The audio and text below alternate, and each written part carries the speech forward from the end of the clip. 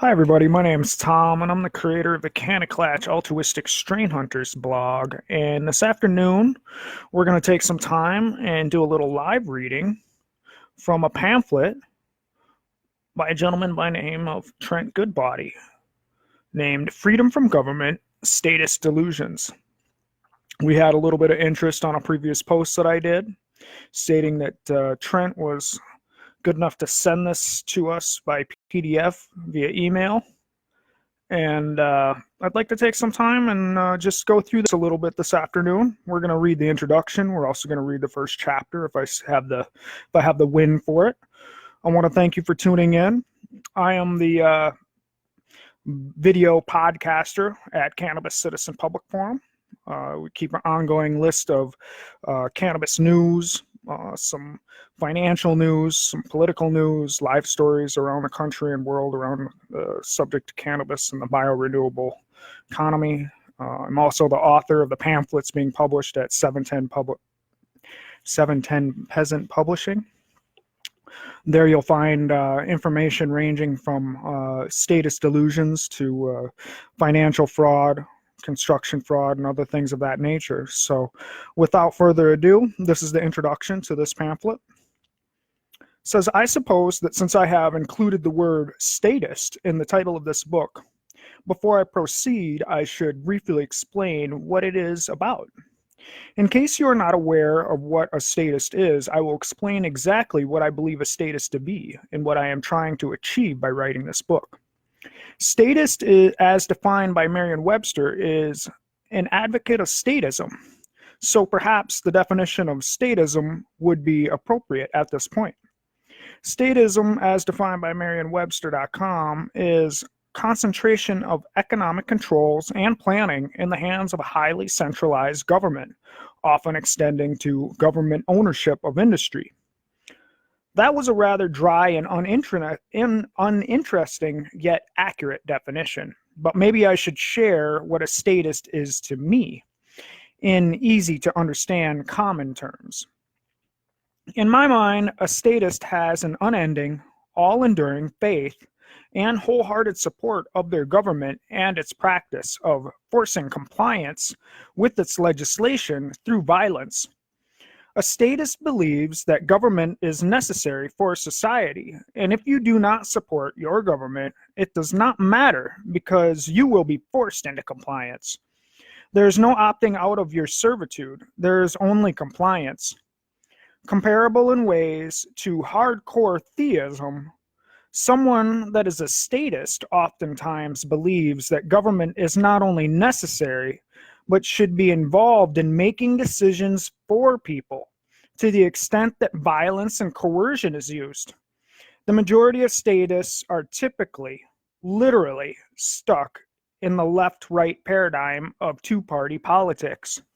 Have you ever thought about your true political affiliation?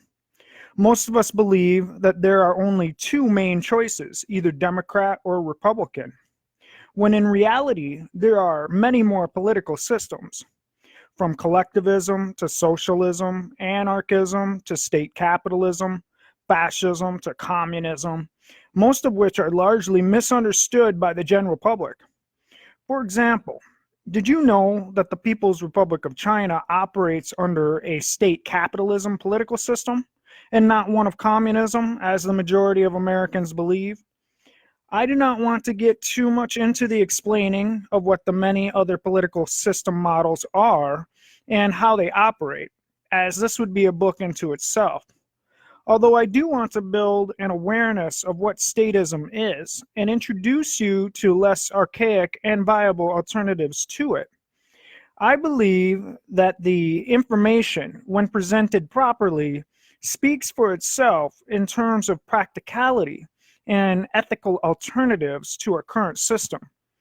Currently, our society's understanding of its need for government is based on the principle that we are unable to be responsible for ourselves. And as a solution, we have granted the government a divine right to rule over us, and the right to use force and coercion against us to get us to comply. Don't believe me? Try not paying your taxes or driving your vehicle without registering it with the government and see how long it takes to be forced or coerced into compliance. So many other species live on this planet in relative harmony, but our species, the human race, is compelled to imprison ourselves in a box made of government. And as a result, we severely limit our abilities as sentient beings with God-given rights, not government-granted privileges. This type of society, essentially a security and control matrix, also inadvertently introduces a plethora of psychological issues, including depression, hopelessness, anxiety, psychopathy, and many other conditions up to and including suicide and homicide. From birth, we are indoctrinated to believe that we have masters. A great majority of Americans believe that the government exists to tell others what to do. They believe that people need to be helped into making the right choices by forcing them to do what the state feels is best for them in the form of legislation, through law enforcement and corrections. What is wrong with letting people make their own decisions about every aspect of their own life? Except, of course, for when infringing on the free will of others or doing harm to others. Why shouldn't we have the liberty to do as we please during our lifetime? Why do we need to have a government that threatens us with violence and coercion, that we must support it or violence and force will be used against us? I think it is time to start thinking about alternatives. We only have one life. We only have one chance. We each have maybe around 100 years, if we are lucky, to complete a fulfilling life here on planet Earth. Why do we need to grant the powers of master over us to a faceless corporate entity with no soul and no motivation to protect us? This book is about the most common arguments I have heard people use that support statism and why they are obsolete, oppressive, or even delusional, and what we can do to improve conditions on this planet for all humanity. And that concludes the introduction of this pamphlet. I'm going to take a sip of coffee here, and I'm going to start on the first chapter called, in quotes, "The use of force is necessary." So give me just a second.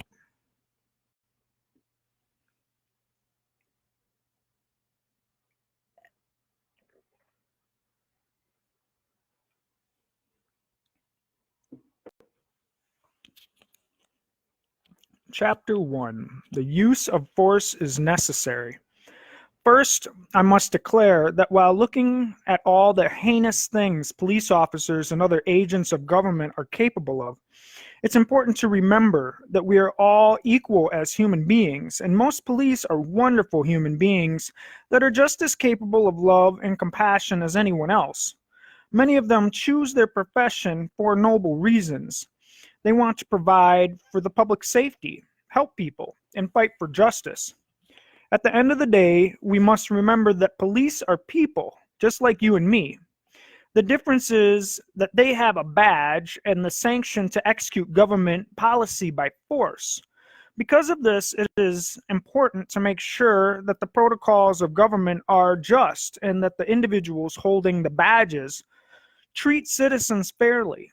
This is our responsibility, not as Americans or even as individuals, but simply as members of communities that want people to be treated fairly and want justice to be done.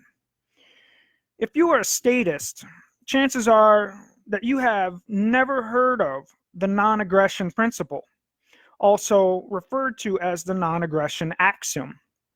Most libertarians base their views about morality and the role of government around the non-aggression principle. The non-aggression principle is the idea that no matter how disgusting, immoral, or improper you believe an act to be, you have no right to use force to stop someone from committing that act, unless that act itself involves the initiation of force against another person or person's property. The principle is simple and straightforward. it is wrong to initiate force against another person or group of people. This is by no means a passive or pacifist doctrine. It is absolutely permissible to use force in response to force in order to protect or defend one's person or property, to enforce a contract, or punish someone for failure to adhere to the terms of a contract. However, it is not permissible to use force to attack your neighbor, steal another person's property, or stop someone from using their justly acquired property in a manner that does not aggress upon another individual. By applying the non-aggression principle to all aspects of life, a just and coherent philosophy of non-interventionism becomes clear.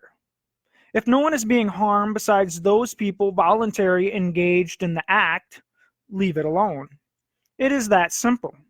You do not have to like or respect or engage in prostitution, homosexual relations, religion, or the use of drugs, alcohol, tobacco, etc., but you do not have the right to stop any adult from engaging in any of these acts.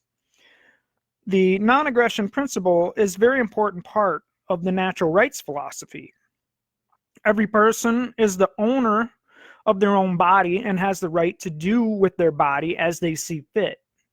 People can also acquire property by using one of three different methods: homesteading, voluntary exchange, and theft. Homesteading involves taking unowned resources and improving them, while voluntary exchange involves the unforced transfer of resources from a person or persons to another person or persons. Both of these two methods are fully consistent with the non-aggression principle. By definition, neither homesteading or voluntary exchange involves the initiation of force. When the non-aggression principle is violated, property is acquired in the third method, theft. Physical acts of violence or threats of violence against others are violations of a person's right to self-ownership. Even if one rejects the doctrine of natural rights in favor of a utilitarian view, the non-aggression principle is still important. Man is a social animal. For the most part, we seek to engage in activities which promote the social benefit. Activities which violate the non-aggression principle tend to disrupt the peace by inviting violent retaliation. For example, if I kill or harm a member of your family, or attempt to do so, you are likely to respond by seeking revenge on me. These types of feuds can spiral out of control and disrupt the peaceful cooperation on which society depends. The best way to keep the peace that is essential to the existence of society is to adhere to the non-aggression principle. Thus, whether you subscribe to natural rights theories or whether you support some sort of utilitarian view, it is in the best interests of both individuals and society that people adhere to the non-aggression principle. As we have seen, violations of the non-aggression principle which are committed by individuals can disrupt the peace. However, violations of the non-aggression principle committed by the government are infinitely more egregious. This is because the government grants itself the power to do things that no individual could ever be permitted to do. Only the government, or those under the protection of the government, can confiscate money from people without their permission and give it to other people and call it public policy. Government redistribution of wealth and granting of special privileges is aggression because it prevents people from using their own property in a peaceful manner of their own choosing. Only the government can commit mass murder against civilians and call it a defensive war. A bombing campaign in a densely populated civilian area, which results in civilian deaths, is murder. It doesn't matter if the bombing was done by a rogue terrorist or by an Air Force member acting under order from the president. Murder is murder. It doesn't matter who does it. Since I mentioned murder, what is the difference between murder and killing anyways? Do you know? Murder is the use of violence and killing is the use of force. Murder is offensive, killing is defensive. There is never a just cause for murder. It is the initiation of violence. If someone broke into your home and you killed them, it would not be considered murder because you were using force in a defensive capacity. You were presumably justified in killing them because your rights were being violated when they violated your private property. When it comes to using force and coercion on people, the government is king.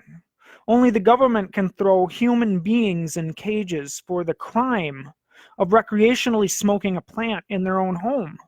Smoking marijuana on your couch does not violate the non-aggression principle. Raiding someone's house and confiscating their marijuana does. It is essentially impossible for government to act without violating the non-aggression principle. This is because mandatory taxation is coercion, theft, and extortion. All of these acts violate the non-aggression principle. Taking people's money without their permission is theft. Any business regulation, permit requirement, governmental zoning restriction, anti-drug law, restriction of consensual acts deemed to be immoral, etc., are violations of the non-aggression principle because they prevent people from using their justly acquired resources in a peaceful manner of their peaceful choosing. Every government act involves a violation of the non-aggression principle. For even when government is acting to stop one person from aggressing against another, it is doing so using resources that have been obtained via theft. When you violate the non-aggression principle, your actions may be devastating and cause harm, but they are limited by the amount of damage that one person can cause with whatever resources that are available for them to use. However, when the government violates the non-aggression principle, it does so with other people's money, subject only to how much damage it can inflict before enough people get angry enough to either withdraw support or threaten revolution. It also does so under the guise of legality. But intelligent people know that an unjust law is no law at all. Thus, the only way for government to act without aggressing on the rights of its citizens by violating the non-aggression principle would be for the government to set the exact policies that each individual would choose on their own and rely on truly voluntary donations to do so. In other words, the government's best option is to do nothing at all. In the words of the French economist Anne Robert-Jacques Chagall, the policy to pursue, therefore, is to follow the course of nature without pretending to direct it.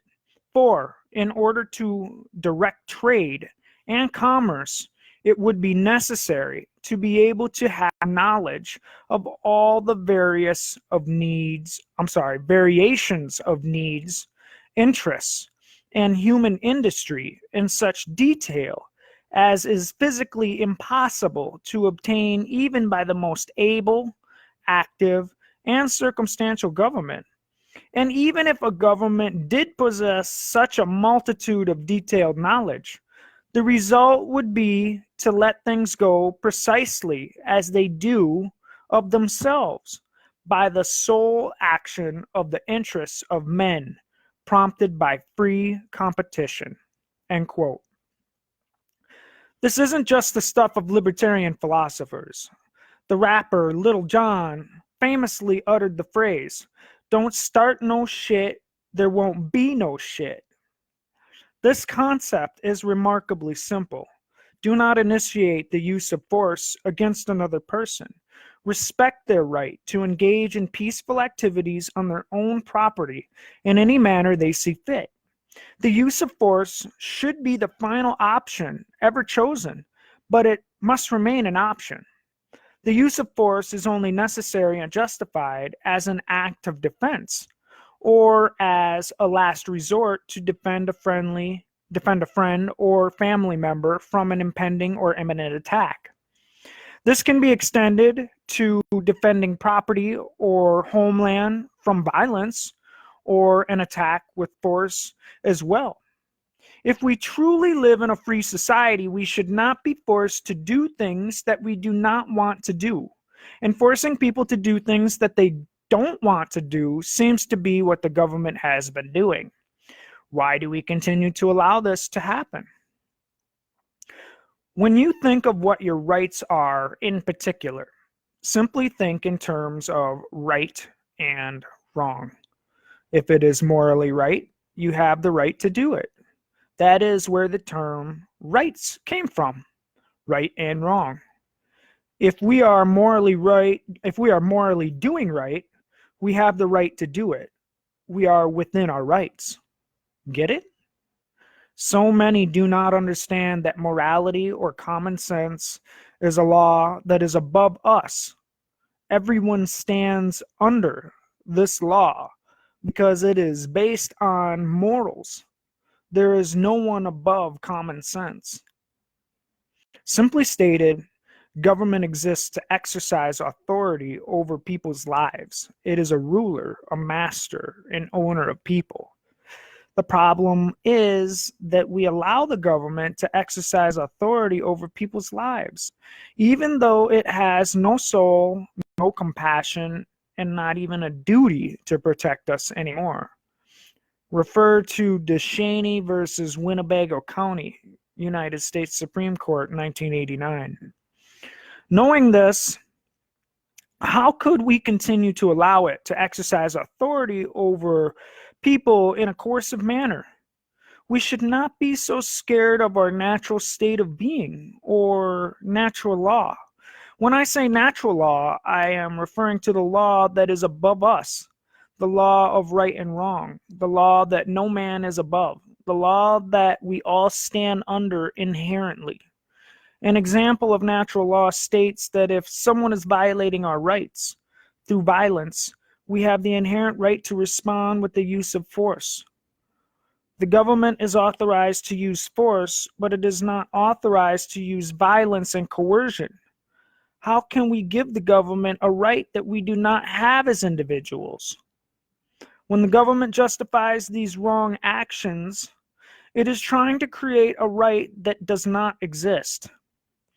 So what the government is doing when it uses violence and coercion on people is actually delegating a right that it does not have. It is not okay to condone violence. No one has the right to use violence. When I use the term violence, it is different than the term force. The difference is that violence is initiating the use of force or coercion on an individual who has not violated anyone's rights. Force can only be used in defense of an individual whose rights have been violated, where violence is initiating force on someone unnecessarily. Force is looked at as a use, while violence is looked at as an abuse. To determine who is using violence, we must determine who initiated the conflict, who started it. If force is used without right, it is coercive and non-moral, amoral. There is no such thing as a proper and moral use of violence, and the proper use of force means that it was morally used. How many times have we heard a government agent using violence say, "I'm just doing my job"? I personally have heard it many times. To me, this says that the government agent's personal collection of money and resources usurps someone's free will. This is absurd and also reminiscent of how a psychopath will justify their actions with irrational claims. Psychopaths will often rationalize their behavior, blame others, and deny people their inherent rights. If someone or something does not have a right, a wrong cannot be delegated in its place. A human being cannot delegate a right to another human being that the first human being does not have. Two human beings cannot delegate a right to a third human being that the other two human beings do not have. This makes me wonder where Congress got their rights to do anything. To restore our freedom, we need to live by the non-aggression axiom and revert back to natural law, where there are no rulers and no masters. People currently rely on their servitude to the extent that they feel that they would be lost or confused without a ruler or master. But that is just a fear instilled in us by means of our servitude. A slave on a plantation would be utterly frightened of the big world beyond the plantation boundary, and not having his master to care for him. Yet we all know that he can do so much better on his own. Being allowed to own property and to keep the fruits of his labor. Going back to natural law will not cause chaos, nor will it be mayhem in the streets. How can we even know what it would be like? We have never experienced it. We are damaged animals. Our spirit has been broken. We are domesticated, and we are slaves. We are stuck in an illusory construct that only exists in a diseased psyche. There really are no rulers and no masters anyway, just claims of authority, and acceptance of these claims by the brainwashed. There really is no government other than what you choose to be governed by. They only have the authority that you grant them. During the American Revolutionary War, our forefathers were looked at as terrorists by the Crown. What made them terrorists? Were they labeled terrorists due to the fact that they wanted to be free? The early American colonies' use of force was vindicated because the violence was initiated by the Crown. Back then, there were no airplanes. These agents of government were so dedicated that they spent weeks on boat, risking scurvy and other ill fates to come over and coerce people they had likely never met before. The use of force when no one's rights have been violated equals violence. Plain and simple. People should not be given the authority to use violence on one another in the form of a shiny medal. None of us have the right to use violence to attain our goals. Therefore, it is not a right we can delegate to a third party either. It is not a right that any of us have. So how could the government, who gets all of its power from the people, have that right?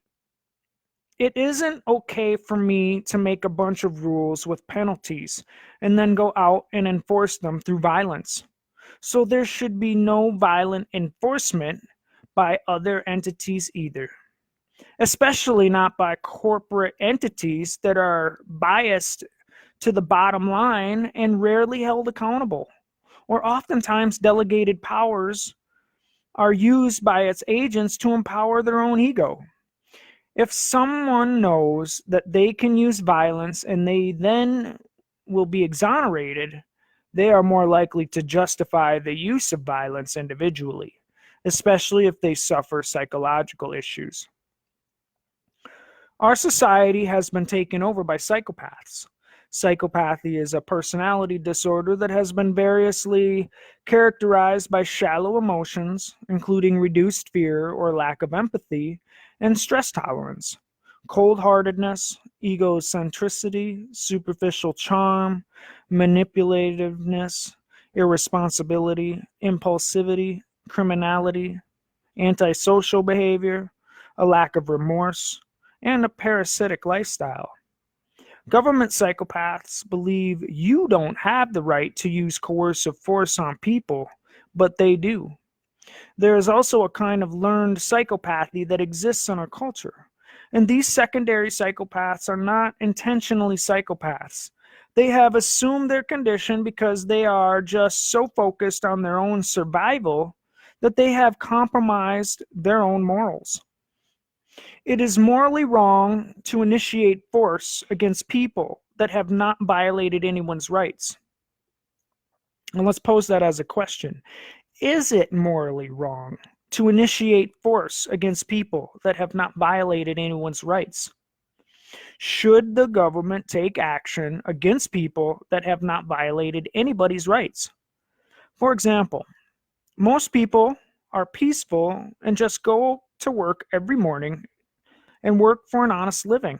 it is right for the government. I'm going to say that over again. For example, most people are peaceful and just go to work every morning and work for an honest living. Is it right for the government to take action against people that have not done anything wrong? Would taxing the school teacher in order to give money to the farmer be considered taking an action against the teacher? When the government is in the business of redistributing wealth among its people, it amounts to nothing more than legalized theft. I believe in respecting other people's judgment and offering of value. If people see a value in something, then they will not need to be forced to pay for someone else. A normal person would not think they can just go around and take things from other people without value for consideration and without consent. We call that stealing. How could it ever be morally proper for the government to force the people that it derives its power from to pay for something that they do not choose to pay for? This is how redistribution of wealth is the initiation of force against people that have not violated anyone else's rights, and amounts to nothing more than legalized theft. If we do not support something, we should not be forced to pay for it.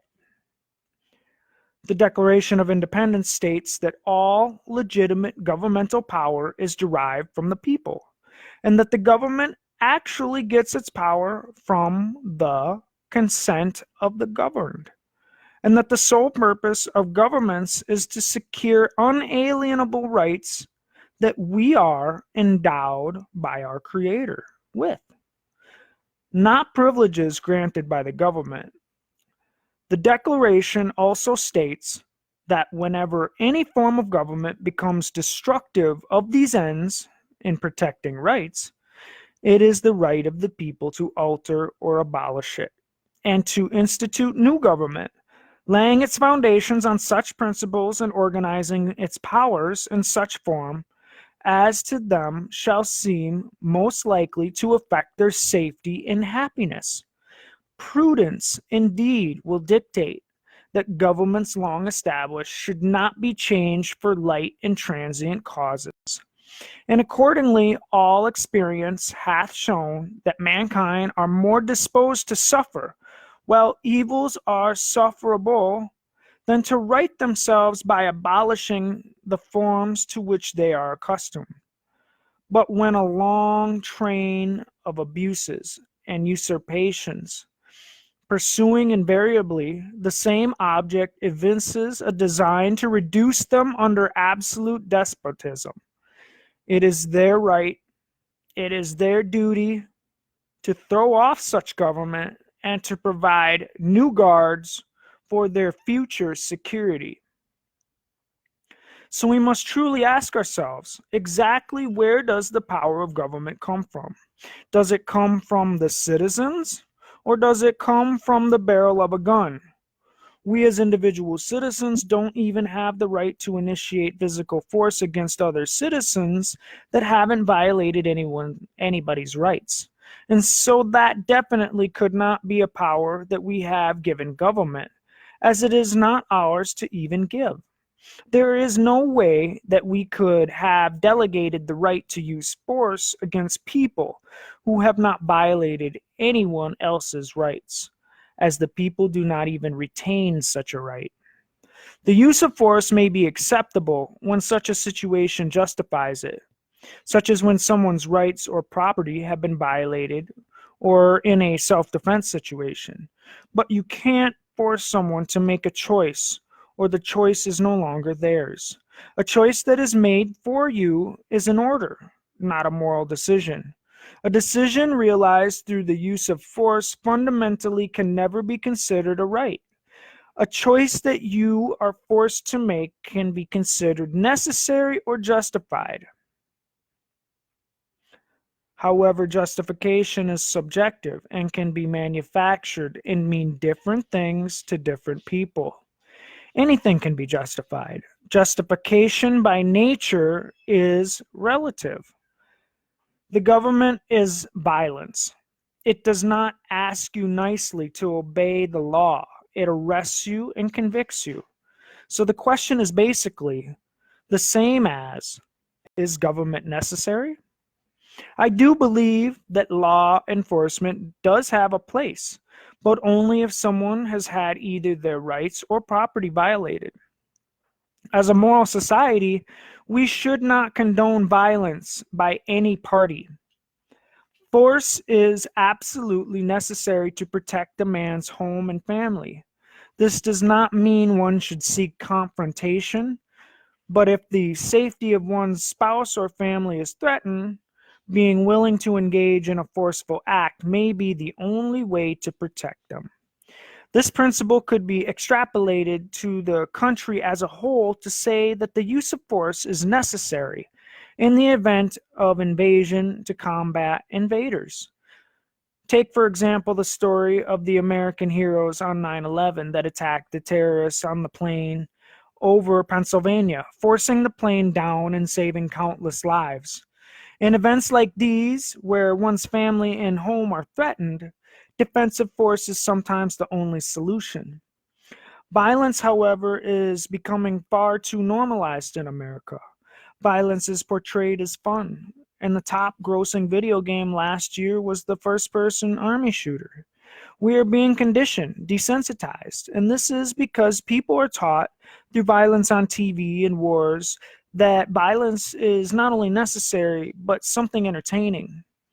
This can end up manifesting itself in devastating cases of domestic violence, which often repeats itself in cycles.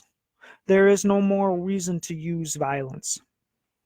In this country, we accept the notion that violence or the use of force by coercion against those that have violated no right is somehow necessary, and we recognize it in our judicial system. We allow, as a country, an individual to be jailed for not paying taxes. We do not view this as immoral, and many feel that this is acceptable. Where do we draw the line between violence and other forms of coercion, though? Slavery isn't always necessarily violent.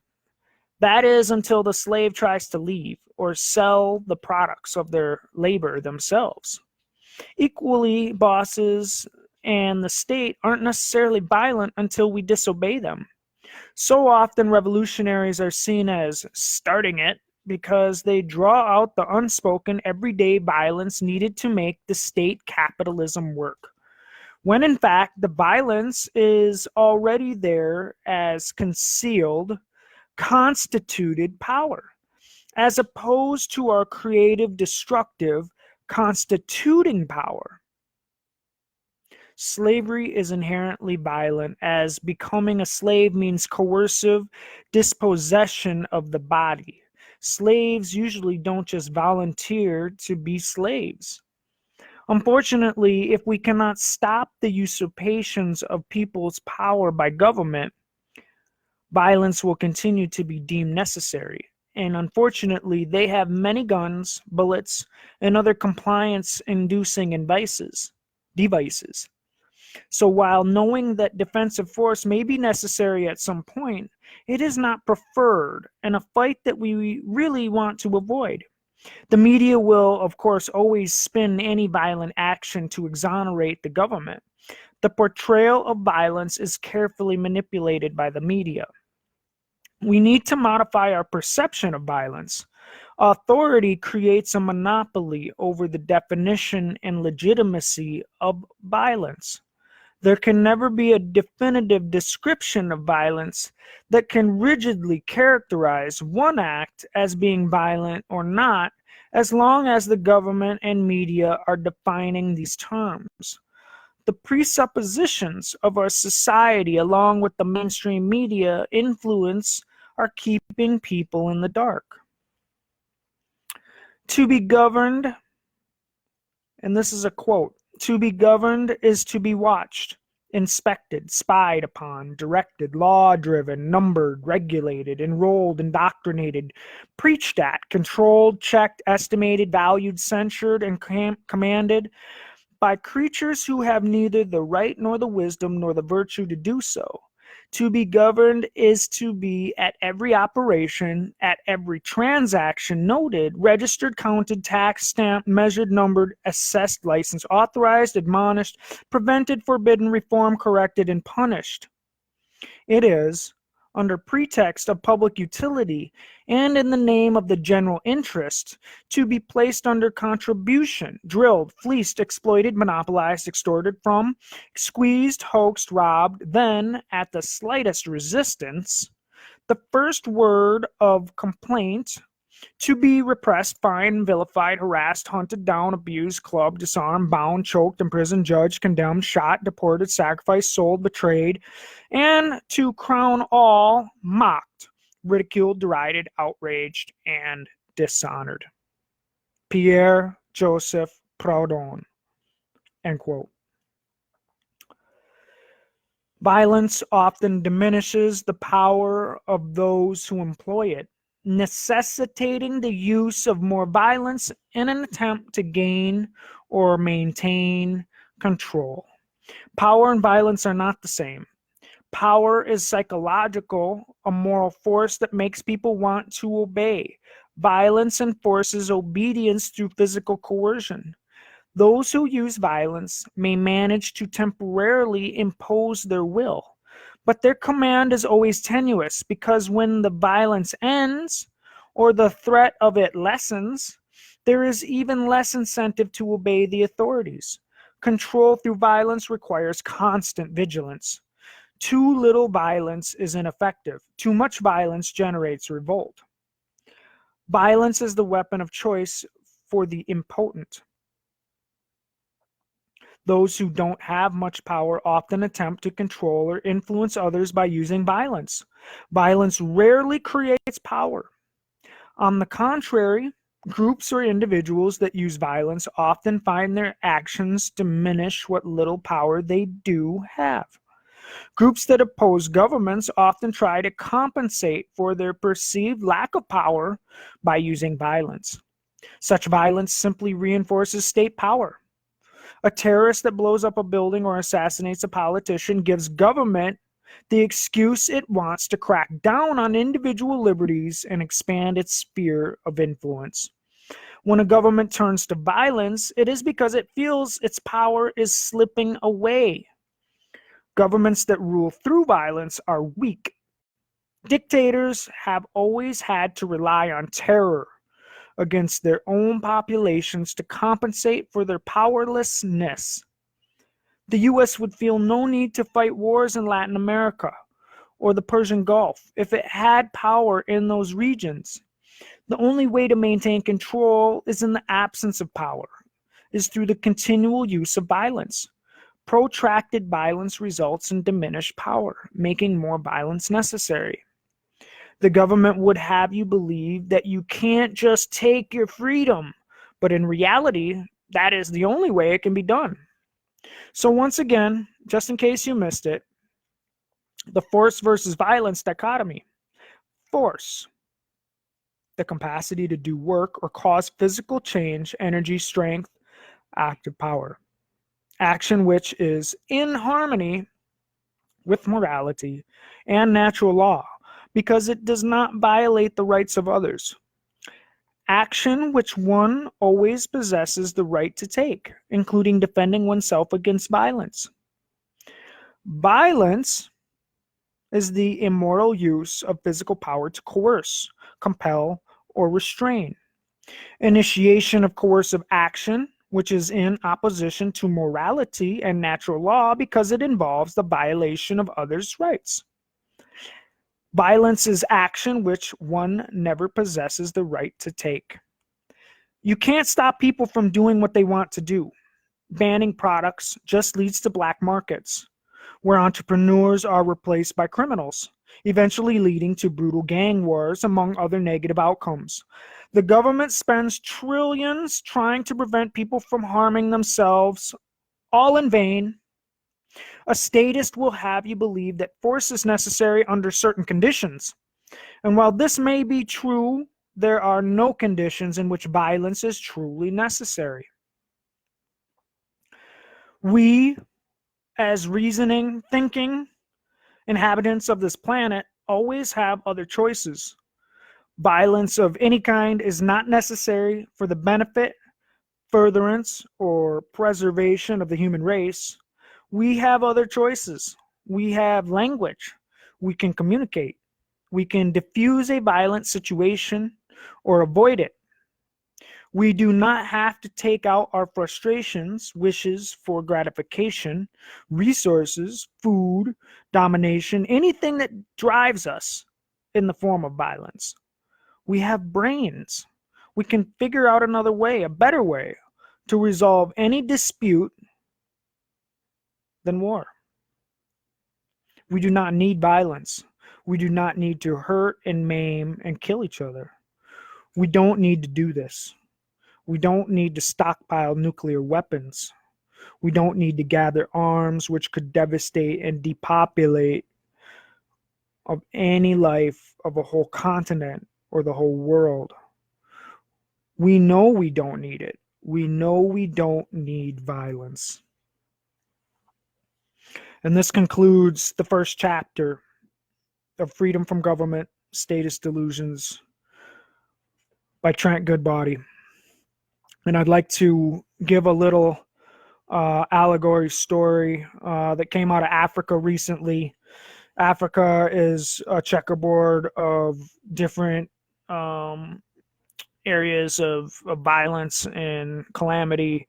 And an individual was speaking about the despotic ruler that was taking money and fraudulently laundering money that was for the people's social projects. And the gentleman said that the ruler is now riding the lion. And what he meant by that is that once you get on the lion, you can't get off of it because the lion will eat you as well. And he was speaking to the way that using force against people in the form of violence will only result in violence coming back on you and the loss of all of the resources that you gain through that misuse of force. So I'd like to end with that. I appreciate everybody for tuning in. Until next time.